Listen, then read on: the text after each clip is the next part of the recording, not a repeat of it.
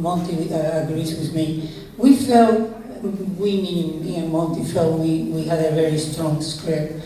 But the honest truth is the actors in the movie brought that script to life. If it wasn't for the actors that came into the movie, I really believe we wouldn't be sitting here. Thank you. So now, Jaleel, you're going to, so Thank you. what was it about this script that made you want to do this? You know what? Anytime you become part of a film project, it's a leap of faith. You really don't know what you're getting yourself into as an actor. I hear people that say they want to act all the time, and I'm like, okay. For me, my process is actually kind of simple. I've had the same manager for about 15 years. He was my child agent assistant, and you know him too well. And he and I are, at this point, we're family. Like, we're really family. And it's, most actors or performers don't get a chance to say that with their representation. It's a pretty cold business that way. And if Chris reads something, I just know his sensibility. And when I read it right behind him, I see pretty much everything that he saw, and maybe a little more, because that's what I'm supposed to see as a performer. So I saw what he saw in the picture. It was a leap of faith. We jumped into it. My favorite moments were probably working with Gary Anthony Williams. He's such a pro. I knew him from Boston Legal. That was one of the other reasons why I decided to do the film. And so then, if you're lucky in that regard, okay, your manager has good taste for you, then you know somebody that you respect in the cast, you start to get drawn to it even more.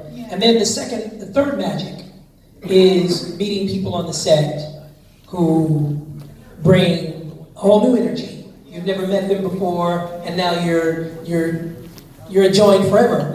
Yeah. You know, Ajay and I, we had some very funny moments out there, trying to get this film done, really on a shoestring budget. So tell me about the character, this character that you portray in the movie. What are your thoughts on it? He's hapless. He's a guy who is looking for love online. And when you're looking for love online, there's a lot left to be said.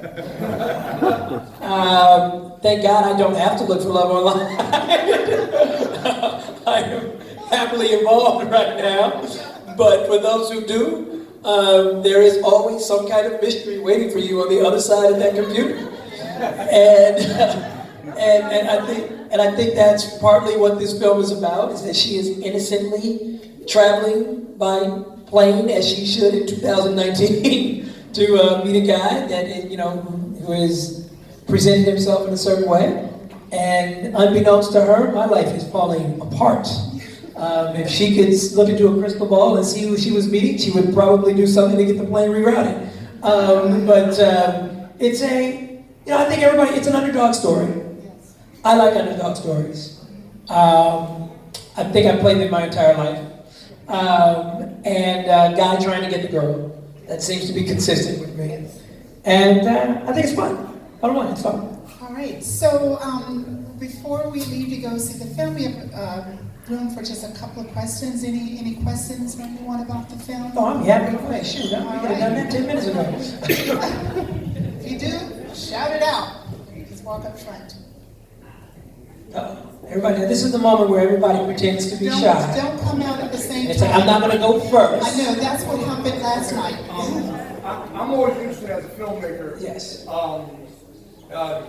As a process as a director, when you first meet the actors, you meet them in audition, what is that moment where, okay, audition is one thing, but when you say action, what's that process of you learning them?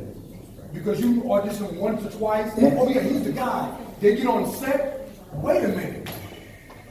How do you match that? Well, you first says when I first met him. We actually first met in a restaurant, and if you recall, we talked more about sports. We talked about the basketball season, and we talked about the football season. Remember, we talked a lot about sports, and we didn't talk that much about the film. We went over the script and all that, but it was more about bonding, you know, that, and I felt very comfortable, and I knew he was a veteran, I mean, which he is. The guy, I mean, it's the industry, I mean, and I'm talking from from a professional point of view. So I felt very comfortable, and then when we started working, you know, movies, if you've done any movies or even a short or a documentary, they have their life of their own. A lot of stuff that happens on the set, you don't see it until it's all put together. And because of the nature of the script, I always was afraid. It had nothing to do with the actors, it had to do with the script. The script had so many strong characters and so funny that I was always afraid that the main character would be kind of lost in the script. But because of Jaleel's experience, he pulled it off. He shines in the movie, even though he's surrounded by all these so colorful characters, and he pulled it off. I think. All right, so unfortunately, we don't have time for, make another comment. Here's one more question. You want more question? We have one more, okay. Go on. What's that? What was your challenge? What was in your community about what were you trying to bring in the screen? And you read this character in the screen, that's one thing. Yes. But the character doesn't have a culture to y'all reading in. Right. Then what was it that you were trying to get across that you wanted to come across for the audience? You always want to see hope in his eyes for me. You know, he's, I think the toughest thing for when you're filming a movie, especially that's separate from a TV show, is you don't shoot it linearly. So you kind of have to imagine the way that character feels at that moment without having filmed certain moments that will come after that or before that. And so that's, you know, for me, anytime I get on a set, and I'm sure Ajani's going to feel the same way, you need about a day where you can earn the trust of your director and your other performers, where you can just kind of exhale and go, okay, that's reading and that's performing the way I kind of imagined it in my head. And the other thing, one more thing, is when you're shooting a film, I think there's a misnomer that people think that you rehearse. There's no rehearsal anymore. Rehearsal is done. The only people who get to rehearse are people who do Broadway plays. With all of the, I have a buddy of mine right now, Jaleel Hill. He's about to play Nat King Cole with the Geffen. He's probably my closest friend as an actor. And I tease him all the time because I'm like, you're a thespian. And they're rehearsing right now, day after day after day, and thinking, oh, February 13th. And when you come together to shoot a film, you have your budget to shoot. You don't have your budget to rehearse. So there's a kind of a bit of all performers, you know, go to your dressing room and come out fighting.